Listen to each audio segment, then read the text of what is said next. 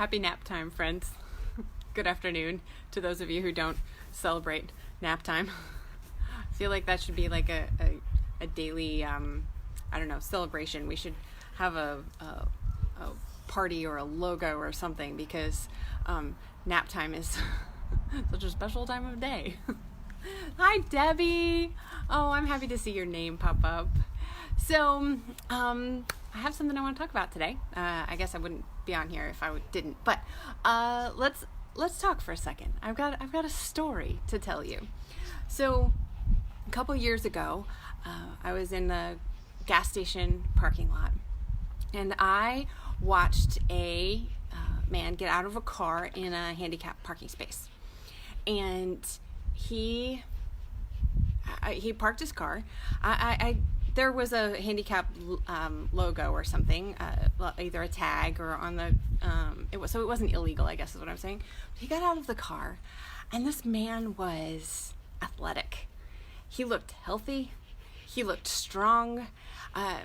He was sort of fashionable in that sort of athletic fashion way that looks way more expensive and thought through than anything I've ever done with my fashion.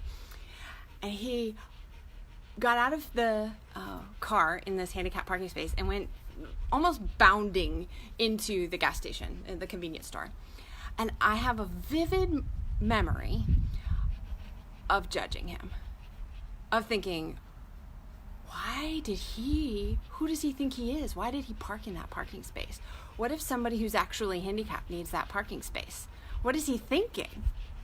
And I had sort of that sort of self-righteous anger towards this man. I did not talk to him. That's not my style. But I do think now that there are two types of people in the world. There's the types that notice who parks in the handicap parking space, and there's the type who doesn't notice. My mom doesn't notice. My mom's like, people can park wherever they want to park. She likes to park at the back of the parking lot so that she can get extra steps in for her exercise for the day. So she doesn't care. I notice, always have, and it bugs me in some respect to see a healthy person who is getting out of a car in a handicap parking space. So I've recently, some of you know, I've had to do some research on handicap parking spaces. There's a lot of laws regarding handicap parking, what the technical needs are in order for you to qualify for a handicap parking placard. A lot of children qualify for a handicap parking placard, not because they're driving, obviously, but because maybe they have some disorders that causes them to not notice traffic, causes them to be a flight risk where they'll take off across a parking lot from mom and dad. And so handicap parking placards enable that mom and dad to park much closer to the store and be able to get them safely from the car into the store without hurting themselves and scaring other people. So obviously I've had to do a lot of reading. There are some people out there who, man, they care about who parks in a handicap parking space. They care.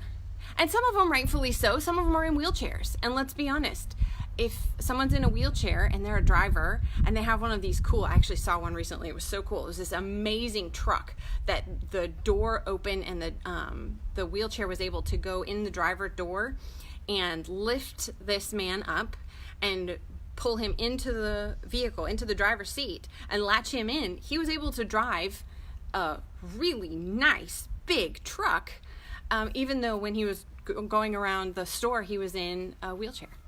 But if he was parked in a space that someone was parked right next to, he wouldn't have been able to access his car. That's important, right? That's important. But I am learning to judge a whole lot less. So, I have a handicap parking placard. This is something I use very judiciously, but it's something that makes a tremendous difference in our world. Miles, like many almost 3-year-olds, will run around a parking lot. He is pretty obedient as far as keep your hand on the car or hold mommy's hand. He does a pretty good job. But when Miles' muscles get tired, he can't walk anymore, and he has to be carried. So if that happens on the tail end of a shopping excursion and I've parked at the back of the parking lot, it's really hard. So this handicap parking placard makes our outings more possible.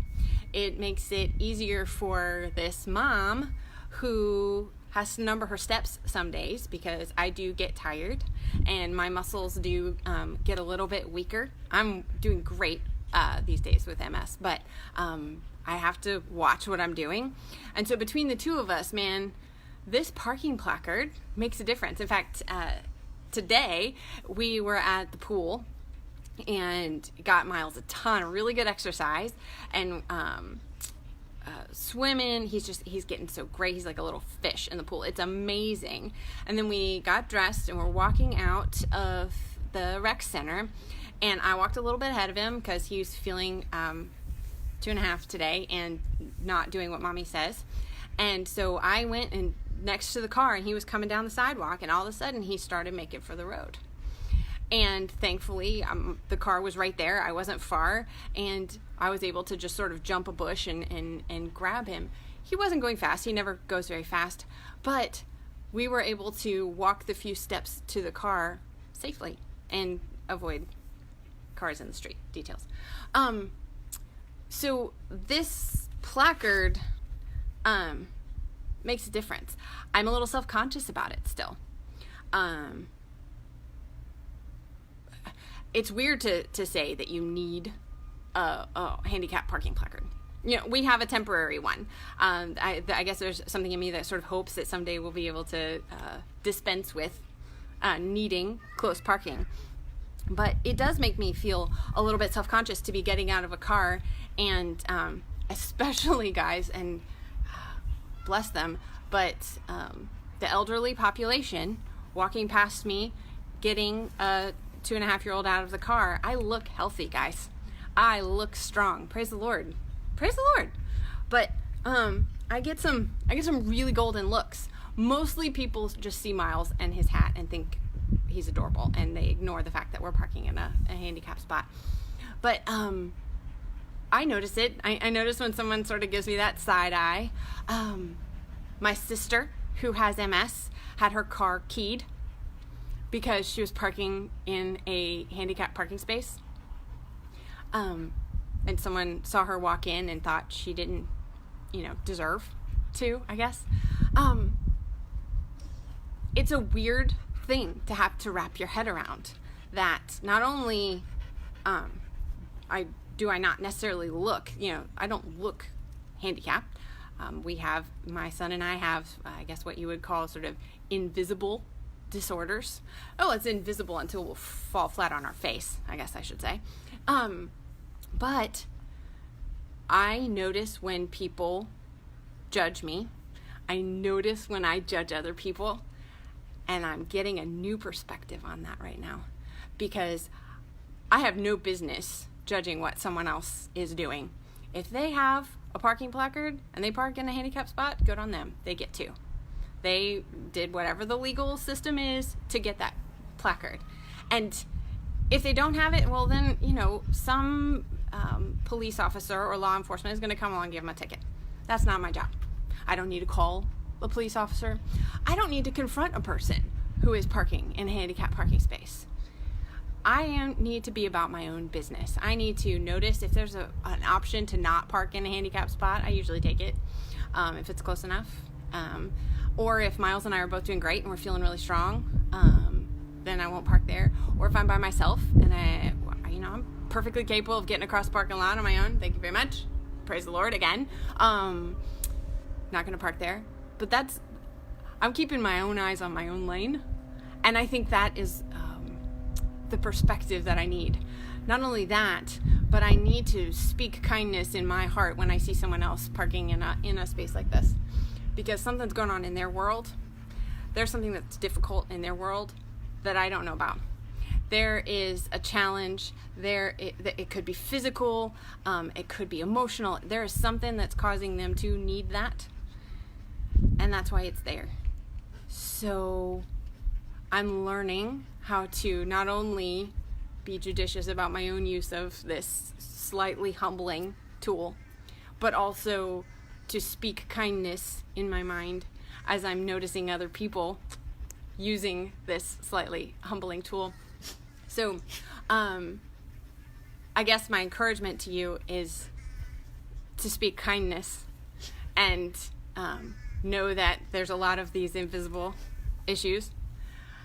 But more than that, I guess I should share my dose of perspective.